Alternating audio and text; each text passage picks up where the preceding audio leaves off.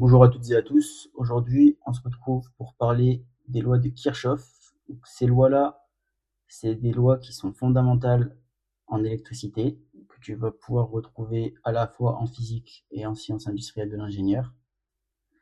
On dissocie deux lois, loi des nœuds et loi des mailles. Donc, on redéfinira au fur et à mesure de la vidéo euh, à quoi servent ces différentes lois.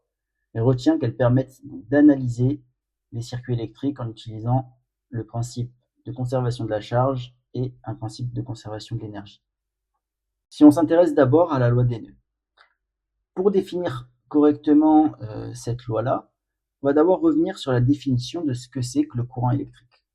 On va commencer par dessiner un fil électrique qui est traversé par une charge.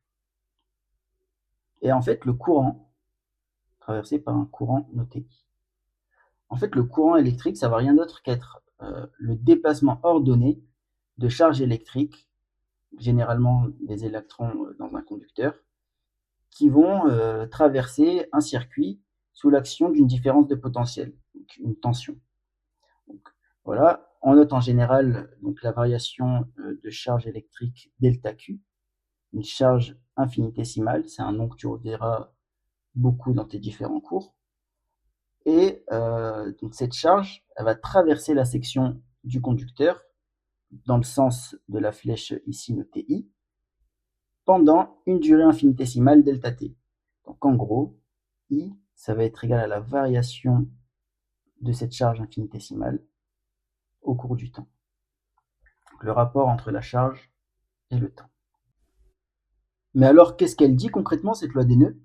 Eh bien, elle va traduire en fait une relation entre l'intensité dans chaque branche entourant le même nœud qu'on va considérer. On va juste montrer après avec un petit schéma qu'est-ce que c'est qu'on appelle nœud.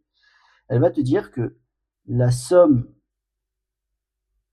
sur K de epsilon K IK, avec IK l'intensité dans chaque branche entourant le nœud, est égale à 0. Alors qu'est-ce qu'epsilon K? Epsilon K, ça va être rien d'autre qu'un nombre qui varie entre 1 et moins 1.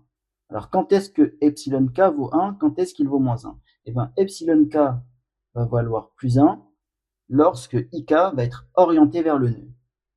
Donc, si IK est orienté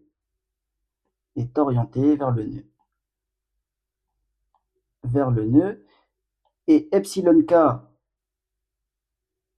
va valoir moins 1 dans le cas contraire. Si IK ne l'est pas, tout simplement en fait. Donc sinon.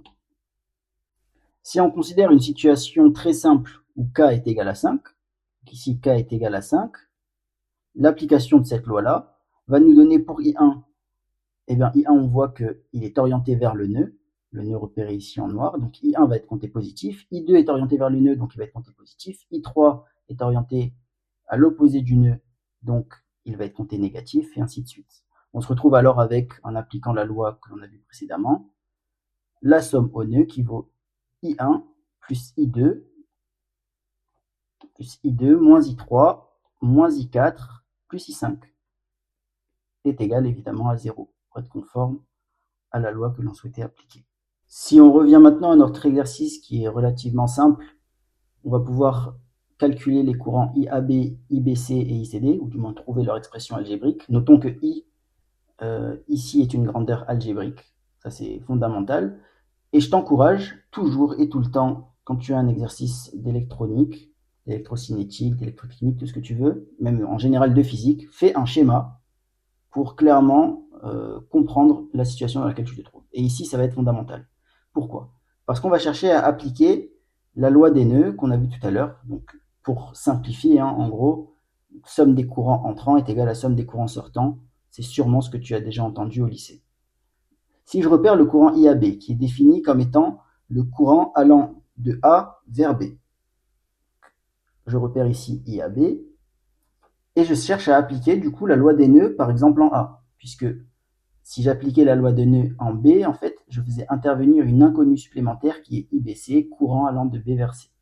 Je vais appliquer la loi des nœuds en A, qui me dit que I rentre Donc si on prend de ce potentiel-là vers celui-ci, de ce point-là vers celui-ci, I est compté positivement puisqu'il se déplace vers le nœud A. Donc on a plus I. Le courant qui part de C vers A, lui, il arrive également vers le point A. Donc il va être compté positivement. Donc on a I plus I, donc 2I. Et IAB, on voit qu'il s'éloigne du point A, donc il va être compté négativement. Et on va avoir moins IAB égale à 0 pour appliquer conformément la loi que nous avions définie précédemment. Il revient alors à dire que, en isolant de manière assez triviale, IAB est égal à 2I. Si on s'intéresse maintenant à IBC et qu'on applique la loi des nœuds au point B, puisque appliquer la loi des nœuds au point C ferait intervenir l'inconnu ICD, donc on va l'appliquer au point B, on se retrouve avec IAB, puisque le courant IAB arrive vers le point B, moins I, puisque le courant donc, qui va de B vers D part du point B et va vers D, donc moins I, moins IBC, puisque le courant va de B vers C, est égal à 0. Ce qui revient à dire que IBC est égal à IAB moins I. IAB vaut 2I, I vaut I, donc IBC est égal à I. Mais maintenant, on va appliquer la loi des nœuds au point C pour trouver le courant ICD, qui nous dit que IBC, puisque le courant IBC part du point B et arrive vers C, moins I, puisque le courant repéré ici en jaune part du point C, moins ICD est égal à 0. En isolant ICD, on retrouve que ICD est égal à 0, puisque IBC est égal à I. Ça, on l'a vu juste avant. Merci de ton attention. On se retrouve très rapidement pour parler de cette fois-ci de la loi d'Émaille.